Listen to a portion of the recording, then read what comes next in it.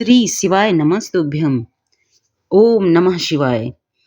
महाशिवरात्रि भगवान शिव और माता पार्वती को समर्पित है। हमारे धर्म शास्त्रों में कहा गया है कि महाशिवरात्रि का व्रत करने वाले साधक को मोक्ष की प्राप्ति होती है। जगत में रहते हुए मनुष्य का कल्याण करने वाला व्रत है महाशिवरात्रि। इस व्रत को रखने से साधक के सभी दुख पीड़ाओं का अंत होता है और साथ ही सभी मनोकामनाएं भी पूर्ण होती हैं। शिव की साधना से धन धान्य सुख सौभाग्य समृद्धि की कभी कमी नहीं होती है। भक्ति और भाव से स्वतः के लिए तो कामना करना ही चाहिए, साथ ही जगत के कल्याण के लिए भगवान आशुतोष की आराधना जरूर करनी चाहिए। तो प्रिय भक्तजनों, आज महाशिवरात्रि की व्रत कथा सुनाने से पहले आपको एक भगवान भोलेनाथ के सच्चे भक्त की एक बड़ी ही पावन पवित्र कथा सुनाते हैं। तो जिसका नाम शंकर था। शंकर एक अनाथ लड़का था। उसको जंगल में रहने वाले शिकारियों के एक गिरोह ने पाला था। उसके पास कोई औपचारिक शिक्षा भी नहीं थी। वह केवल एक चीज जानता था कि उसे कैसे जीवित रहना है, शिकार करना और उनको मारना तथा जंगल के फलों को खाना, नदी के पानी को पीकर अपने आप को जीवित रखना जानता था।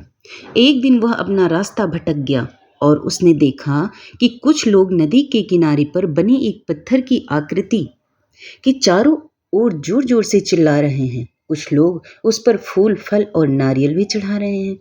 शायद उसने सोचा कि यह कोई मकान होगा जिसमें लोग रहते होंगे, पर यह एक प्राचीन मंदिर था। लेकिन शंकर ने इसे पहले कभी नहीं देखा था, पर इसके बारे में जानने के लिए वह काफी उत्सुक था। उसने तब तक इंतजार किया जब तक कि लगभग सभी लोग उस मंदिर से नहीं चले गए। अंत में उसने एक युवा लड़के को पत्थर की इमारत से बाहर आते देखा। उससे बात करने का फैसला किया और शंकर ने उससे अपने मन में आए कई सवाल पूछे। उसका पहला प्रश्न था, इस इमारत को क्या कहते हैं? लोग अपने साथ क्या लाते हैं? फिर उन चीजों को अंदर वाली इमारत में क्यों छोड़कर वापस जाते हैं? चीजों को अपने साथ लाना और उन्हें अंदर छोड़कर वापस चले जाने पर वह लड़का शंकर की अज्ञानता व मासूमियत पर बहुत ही हैरान था और उसके सवालों से चकित भी था। पर वह नहीं जानता था कि वह पास के जंगल में रहता है और शिकार करके ही अपना जीवन यापन करता है। लेकिन फिर भी उसने उसके सवालों के जवाब देने की पूरी कोशिश की। उसने शंकर को बताया, यह भगवान शिव का मंदिर है। लोग यहाँ उन्हें फल फूल चढ़ाते हैं। वे शिव भगवान से जो चाहते हैं वह मांगते हैं और शिव उनकी सभी प्रार्थनाओं को स्वीकार करते हैं। यह सुनकर शंकर तुरंत मंदिर जाना चाहता था। लड़के ने उसे मंदिर का रास्ता दिखाया और शिवलिंग के बारे में बताया। शंकर ने मासूमियत से लड़के से पूछा, यह शिवलिंग क्या चीज है और हमें क्या देता है? लड़के ने बताया, हम शिव से जो मांगते हैं वह हमें दे देते हैं। हम सब ऐसा मानते हैं। लड़के ने कहा, अब अंधेरा हो रहा है, अब मुझे घर जाना होगा। और वह शंकर को वहीं अकेला छोड़कर चला जाता है। शंकर ने झिझकते हुए मंदिर में फिर से प्रवेश किया। वह एक कोने में बैठ गया और सोचा, एक पत्थर किसी को वह चीज कैसे दे सकता है जो वो चाहते हैं? इसलिए उसने इसका परीक्षण करने का फैसला किया। उसने पत्थर की प्रतिमा से कहा, हे शिव, कृपया मुझे पर्याप्त शिकार करने दें ताकि मैं भूखा ना रहूं। मेरे पास आपको चढ़ाने के लिए तो कोई चीज़ है नहीं, फल या फूल नहीं है, लेकिन यदि आप मुझे शिकार देते हैं तो मैं उसे आपके साथ जरूर साझा करूंगा। मैं वादा करता हूँ कि मैं आपको धोखा नहीं दूंगा। उसने घोषणा की। अगली सुबह शंकर शिकार करने गया। उसने पूरे दिन शिकार की तलाश की, लेकिन उसे कोई शिकार नहीं मिला। वह भूख दोपहर हो चुकी थी। अब उसने उसे लगने लगा कि मंदिर के लड़के ने उससे झूठ बोला था। फिर भी उसने शिकार जारी रखा। जैसे ही शाम हुई, उसने 2 खरगोशों को अपने बिल से बाहर आते देखा। शंकर ने उन खरगोशों को मार डाला, क्योंकि उसने शिव भगवान से वादा किया था कि वह अपने शिकार को साझा करेगा। वह मरे हुए खरगोशों में से एक के साथ मंदिर गया। देर हो चुकी थी और मंदिर सुनसान था। शंकर ने मंदिर में प्रवेश किया और जोर से कहा, कृपया आओ और अपना हिस्सा ले लो प्रभु, आपके लिए मैं लाया हूँ। वह वहां बैठ गया और अंधेरा होने तक प्रतीक्षा करने लगा, लेकिन भगवान प्रकट नहीं हुए। शंकर को भूख और नींद आने लगी और उसने खरगोश को मंदिर में छोड़ने का फैसला किया। अगली सुबह जब लोग मंदिर पहुंचे तो उन्होंने शिवलिंग के पास सामने मरा हुआ खरगोश मिला। भक्त बहुत परेशान थे। यहाँ कौन लाया? उसने हमारे मंदिर को अपवित्र करने की हिम्मत कैसे की? उन्होंने खरगोश को बाहर फेंक दिया। अगले दिन शंकर अपनी भूख मिटाने के लिए जंगल में शिकार करने गया, लेकिन इस बार उसकी किस्मत अच्छी नहीं थी और उसे शिकार भी नहीं मिला। उसने सोचा, आज रात को मंदिर जाना चाहिए और शिव से पूछना चाहिए कि उनको खरगोश का भोजन कैसा लगा। शंकर यह पूछने के लिए मंदिर गया। तब वह मंदिर पहुंचा तो उसके आश्चर्य का कोई ठिकाना न रहा। उस रात मंदिर में लोगों की काफी भीड़ थी। शिवरात्रि की रात थी, लेकिन अबोध शिकारी लड़के को इस बारे में कुछ भी नहीं पता था। शंकर ने चारों ओर देखा और उस युवा लड़की को देखा जिसने उसको मंदिर के अंदर शिव से प्रार्थना करने के लिए कहा था, क्योंकि उसे इतने सारे लोगों के आसपास रहने की आदत नहीं थी। उनसे वहीं रुकने का फैसला किया और उसके पास बेल के पेड़ पर चढ़ गया।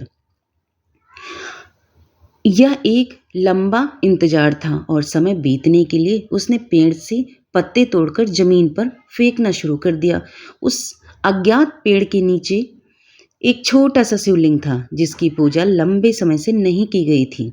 शंकर के द्वारा फेंके गए बेल के पत्ते उस शिवलिंग पर गिरे। शंकर भजनों से मंत्र मुग्ध हो गया और धीरे धीरे साथ गाना और पंचाक्षरी मंत्र का जाप शुरू कर दिया।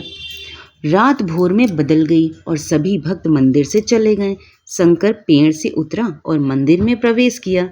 उसने देखा कि शिवलिंग की आंखों पर लाल निशान थे।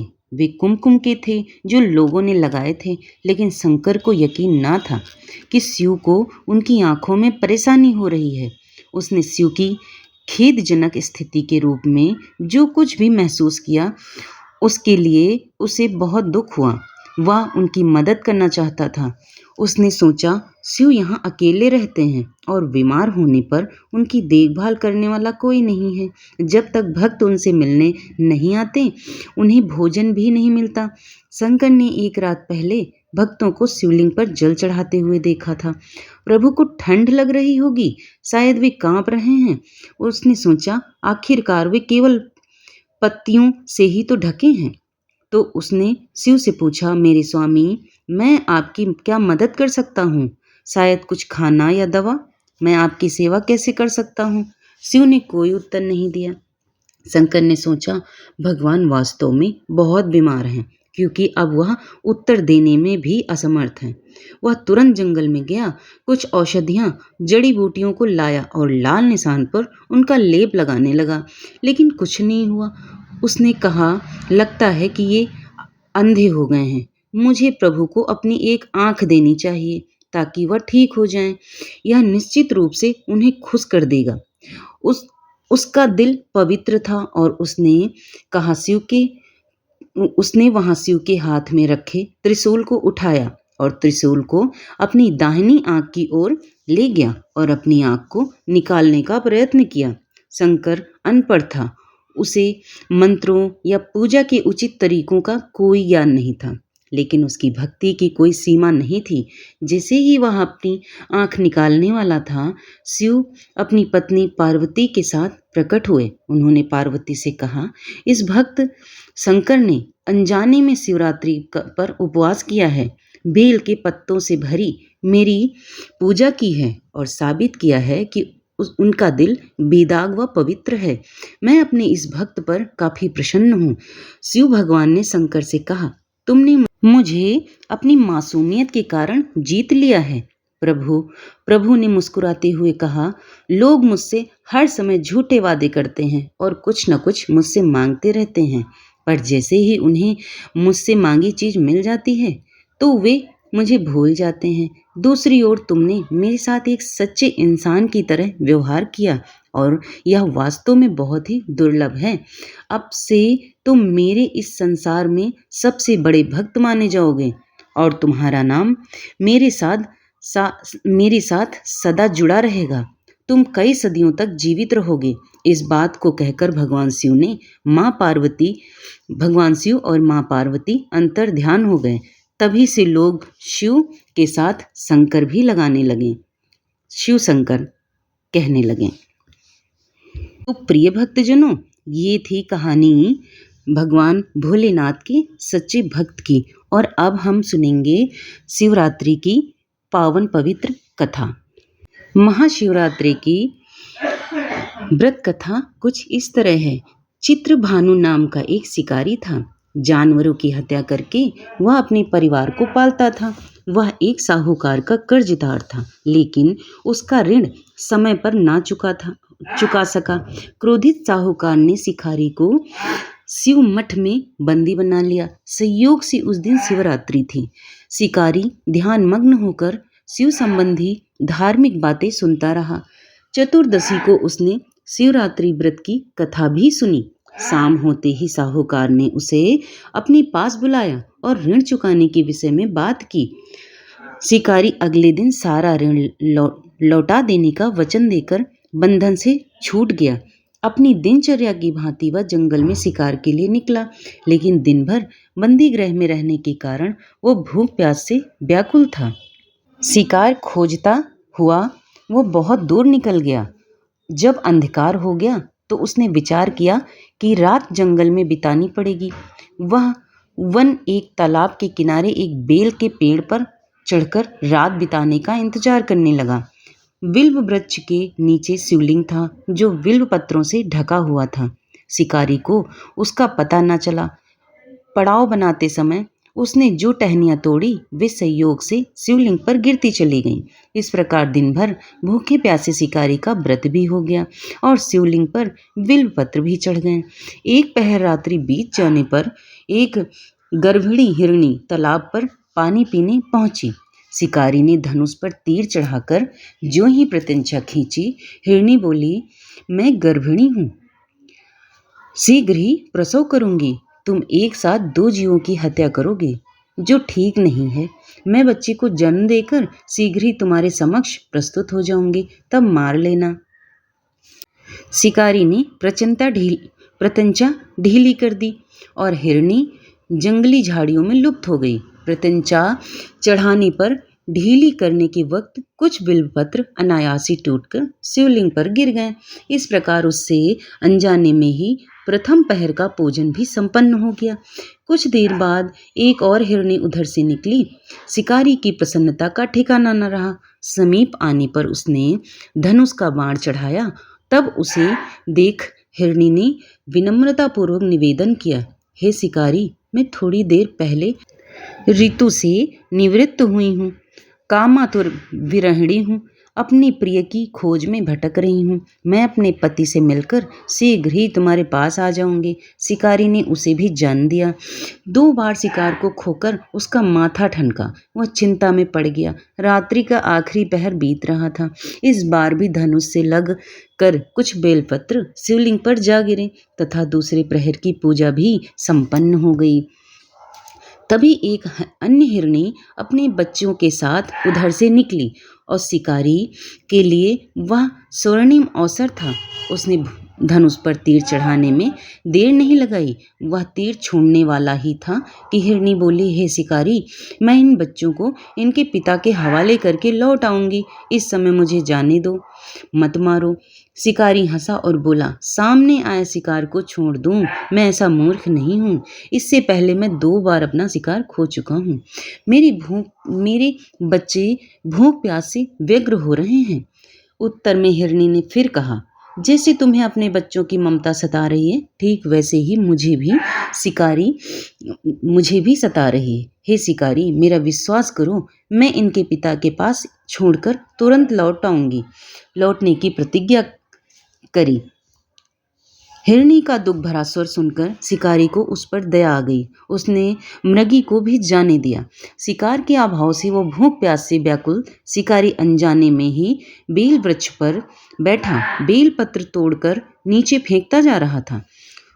पौ फटने को हुई, मतलब सुबह होने को हुई, तो एक हष्ट-पुष्ट मृग उसी रास्ते पर आया। शिकारी ने सोच लिया कि इसका शिकार वह अवश्य करेगा। शिकारी की तनी प्रत्यंचा देखकर मृग विनती स्वर में बोला, हे शिकारी, यदि तुमने मुझसे पूर्व आने वाली 3 मृगियों तथा छोटे छोटे बच्चों को मार डाला है, तो मुझे भी मारने में विलंब न करो, ताकि मुझे उनके वियोग में एक क्षण भी दुख न सहना पड़े।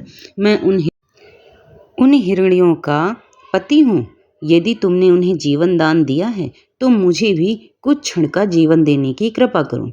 मैं उनसे मिलकर तुम्हारे समक्ष उपस्थित हो जाऊंगा। मृग की बात सुनते ही शिकारी के सामने पूरी रात का घटनाचक्र घूम गया। उसने सारी कथा मृग को सुना दी। तब मृग ने कहा, मेरी तीनों पत्नियां जिस प्रकार प्रतिज्ञाबद्ध होकर गई हैं, मेरी मृत्यु से अपने धर्म का पालन नहीं कर पाएंगी। अतः जैसे तुमने उन्हें विश्वास पात्र मानकर छोड़ा है, वैसे ही मुझे भी जाने दो। मैं उन सबके साथ तुम्हारे सामने शीघ्र ही उपस्थित होता हूँ। शिकारी ने उसे भी जाने दिया। इस प्रकार प्रातः हो गई। उपवास, रात्रि जागरण तथा शिवलिंग पर बेलपत्र चढ़ाने से अनजाने में ही पर शिवरात्रि की पूजा पूर्ण हो गई। अब अनजाने में ही हुई पूजा का परिणाम उसे तत्काल मिला। शिकारी का हिंसक हृदय निर्मल हो गया। उसमें भगवत भक्त शक्ति का वास हो गया। थोड़ी ही देर बाद वह मृग सपरिवार शिकारी के समक्ष उपस्थित हो गया, ताकि वह उनका शिकार कर सके। किंतु जंगली पशुओं की ऐसी सत्यता, सात्विकता एवं सामूहिक प्रेम भावना देखकर शिकारी को बड़ी ग्लानि हुई। उसने मृग परिवार को जीवन दान दे दिया। अनजाने में ही शिवरात्रि के व्रत का पालन करने पर शिकारी को मोक्ष और शिवलोक की प्राप्ति हो गई। तो प्रिय भक्तजनों, कथा अगर अच्छी लगी है और पसंद आई है, तो चैनल को लाइक, शेयर और सब्सक्राइब कर लेना। और भगवान भोलेनाथ, माता पार्वती आप पर और आपके सपरिवार पर अपनी दया दृष्टि बनाए रखें।